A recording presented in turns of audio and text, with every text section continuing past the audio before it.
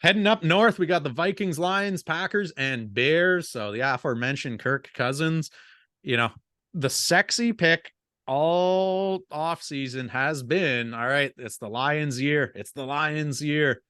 Is it the Lions' year? Are you going with them to win it, or do you see them taking a step forward but not quite winning the division? I actually do have the Lions winning the division. I think they're going to slightly like they finished 9-8 last season. There's fine. They ended the season hot. I think they can improve by 1 or 2 wins, and I just really don't expect the Vikings to go 13-4. Yeah, Like they went 11-0 in one score games last year. Like that's not going to happen again. yeah. So you take off a few of those wins for them, give the Lions like with their natural progress, like as they're developing as a team. I think the Lions edge out the Vikings. Yeah. Well, and again, it's a coin toss with those two. Anyone who's on the Chicago Bears hype train there, like I see them being a hell of a lot better than 3-14, but I don't see them going from doormat to division winner in year one, right? So Yeah, the Packers, I've got them finishing dead last in the division. I've got absolutely zero faith in Jordan Love. Guess what? If he goes out there and lights the world on fire, I'll be the first one to admit that I was wrong. I've got zero stock in Jordan Love right now, so he would be very much proving me incorrect if he does anything up in Green Bay. I think they're going to probably be in the market for a quarterback pretty soon, and if they bottom out this year, could be even this upcoming draft that they're looking to address that. So I have them as the doormat. I have the Bears as number 3. I have the Lions getting to I want to say 10 or 11 wins, and I have the Vikings regressing a little bit, but not so much, just because weak NFC across the board there. And I have them at 11 wins. So it's really going to come down to, can Detroit reach their full potential, or are they still going to have those Lions isms that they stumble out of the gate, or they shoot themselves in the foot in the mid-season, injury bug bites them, whatever. Dan Campbell, I've been on record and I've said it multiple times. Guess what? I would love to go have a beer with Dan Campbell. I think he would probably be the most interesting person from a head coaching position in the league to sit down with and talk football. That being said, do I view him as some sort of offensive or defensive savant? Not really. So if they get to the playoffs, guess what? That wouldn't surprise me. But do I see them rattling off which in my mind, 12 wins puts you clear of the Vikings? Do I see the Lions going 12-5 this year?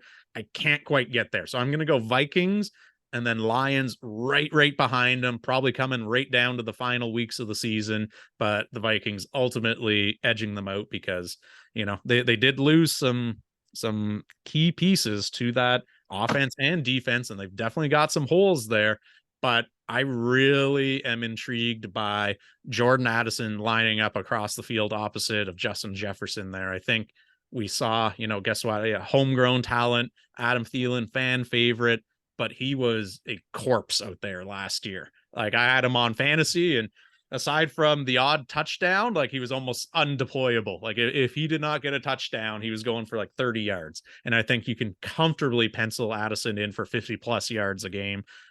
Just brings a different element to that offense. A full year of having TJ Hawkinson as well, too, I think is really going to improve that offense because he's that weird mid-season addition. Still don't know why the Lions cast him off there, but he's now going to have some time to actually get integrated into that offense and be a key weapon for him.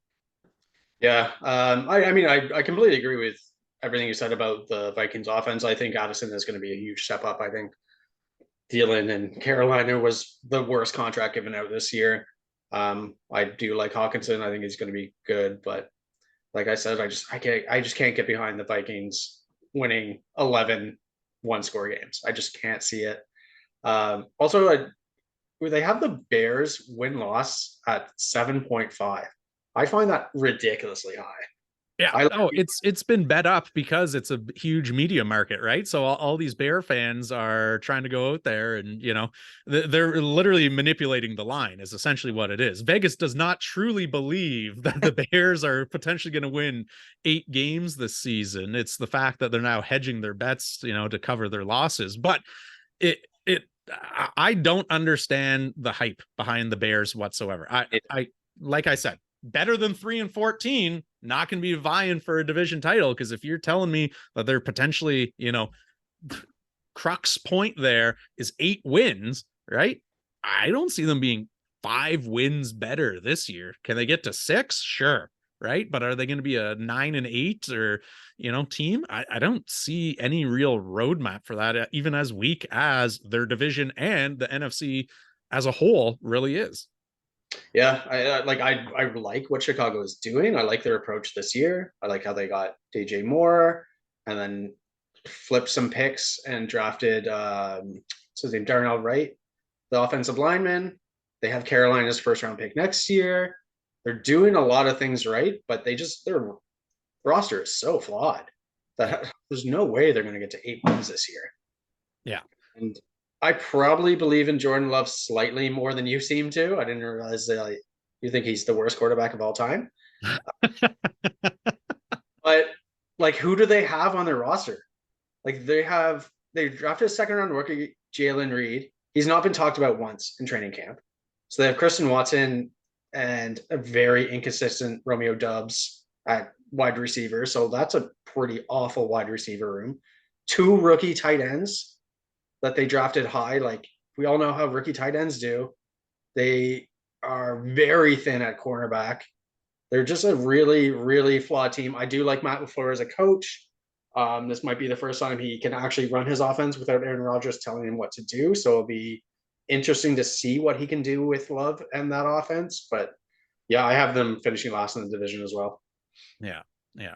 I have them comfortably last in the division there because being a dogfight with the Bears. I don't see the Bears winning too many games. I don't see them either, but I genuinely like if the Packers went 4-13 this year, would it surprise you? No, but it wouldn't surprise me if the Bears went the same. Yeah. I think Chicago's improved enough to be, an intriguing team, but not enough to be getting that much love in Vegas, right? It's clearly just a line, hedging the bets to make sure that if the Bears do end up going on some run, that they're not bankrupting their casino. But yeah.